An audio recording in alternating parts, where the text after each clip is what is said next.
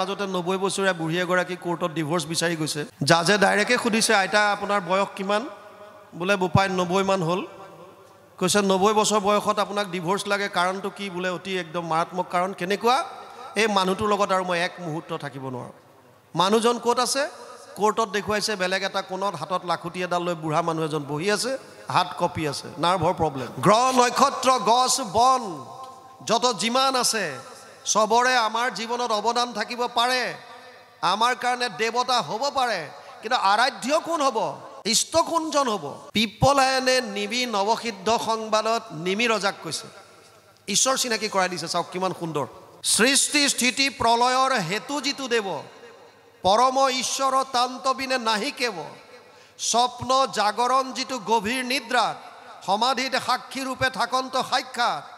সচেতন কৰা দেহ প্ৰাণ ইন্দ্ৰিয়ক জীৱক ভুঞ্জান্ত নানাবিধ বিষয়ক পৰমাত্মা বুলি তাক কহে মুনিগণ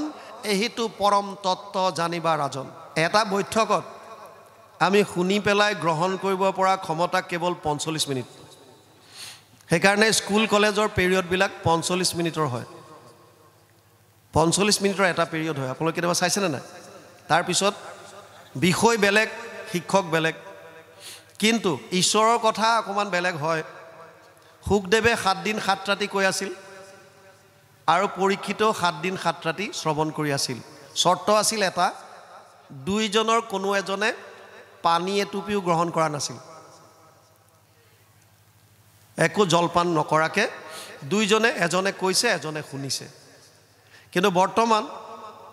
আমাৰ সেই হুকদেৱো নাই সেই পৰীক্ষিতো নাই তথাপিও আমি 3 ঘণ্টামান সময় ধুনীয়াকৈ শ্ৰৱণ কৰিব পাৰোঁ ইয়াতকৈ বেছি হ'লে ভয়ো লাগে আমাৰ তাত মাজতে 90 বছৰীয়া বুঢ়ী এগৰাকী কোৰ্টত ডিভোৰ্স বিচাৰি গৈছে জাজে ডাইৰেক্টে খুদিছে আইতা আপোনাৰ বয়স কিমান বোলে বোপাই 90 মান হল কৈছে 90 বছৰ বয়সত আপোনাক ডিভোৰ্স লাগে কাৰণটো কি বোলে অতি একদম মাৰাত্মক কাৰণ কেনেকুৱা এই মানুহটোৰ লগত আৰু মই এক মুহূৰ্ত থাকিব নোৱাৰো মানুহজন ক'ত আছে কোৰ্টত দেখুৱাইছে বেলেগ এটা কোণত হাতত লাখুটি এডাল লৈ বুঢ়া মানুহ এজন বহি আছে হাত কপি আছে নাৰ্ভৰ প্ৰব্লেম জাজে খুদিছে দেউতা আপোনাৰ বয়স কিমান মান হ'ব বোলে বোপাই 95 মান হল 95 বছৰত আপুনি ডিভোৰ্স বিচাৰি আহিছে বুঢ়াই কৈছে ধেত মোক নালাগে মৰতি খুদ কি লাগে জাজে ক'লে আইতা আপোনাৰ মানুহটোক চোন ডিভোৰ্স নালাগে আপোনাকনো কিয় লাগে বোলে তেওঁ কিয় লাগিব কষ্ট কোনে পাই আছে কষ্টটো কাৰ বোলে আও এনেকুৱা কি কষ্ট পাইছে আপুনি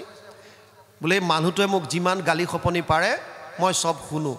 এইটোত আপুনি ডিভোৰ্স নাপায় কিয় গিৰিয়েকে গালি পাৰিলে ঘৈণীয়েকে শুনিছে কেতিয়াবা আপুনি গালি পাৰি দিব তেওঁ শুনিব বোলে সমস্যাটো তাতেই কি সমস্যা মানুহটোৱে কানেৰে কম শুনে বোলে এইটোতো একো কথা নাই আইতা আজিকালি এটা হিয়াৰিং এইড পাই নহয় কানেৰে শুনা মেচিন এইটো আনি দিব বোলে মেচিন আনি দিছো আৰে তেতিয়া সমস্যা কি বোলে যেতিয়াই মানুহটোক গালি পাৰো মেচিনটো খুলি থয় এইটোৱে মোৰ সমস্যা সেইকাৰণে এইটোৰ লগত আৰু মই থাকিব নোৱাৰো তা বেছি দীঘলীয়া হ'লে অনুষ্ঠানবিলাক শ্ৰোতায়ো যদি সবে কাণৰ মেচিন খুলি খুলি থৈ দিয়ে আৰু কয় যে এতিয়া আপুনি কৈ থাকক আমি ইয়াত হলো আৰু তেতিয়া লাভ নহ'ব সেইকাৰণে মাজে মাজে সোধো আকৌ বহুতে ডাইৰেক্ট ক'বলৈ বেয়া পায় ইমান দূৰৰ পৰা মাতে বিশ্বনাথ চাৰিআলিৰ পৰা আমি আহিছোঁ কিন্তু আমাৰ এটা অভ্যাস হৈ গৈছে এতিয়া এটা এক্সপিৰিয়েঞ্চ অভিজ্ঞতাও হৈছে আপোনালোকে হামিয়া হিকটিয়াই দিলেও আমি বুজি পাই যাওঁ যে সামৰিব হ'ল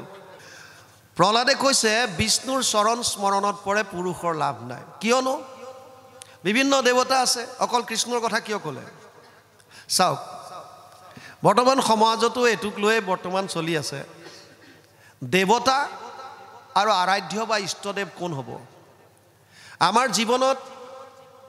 যদি কাৰোবাৰ তিল মানুহ যদি অৱদান আছে সেইজন আমাৰ কাৰণে দেৱতা হ'ব পাৰে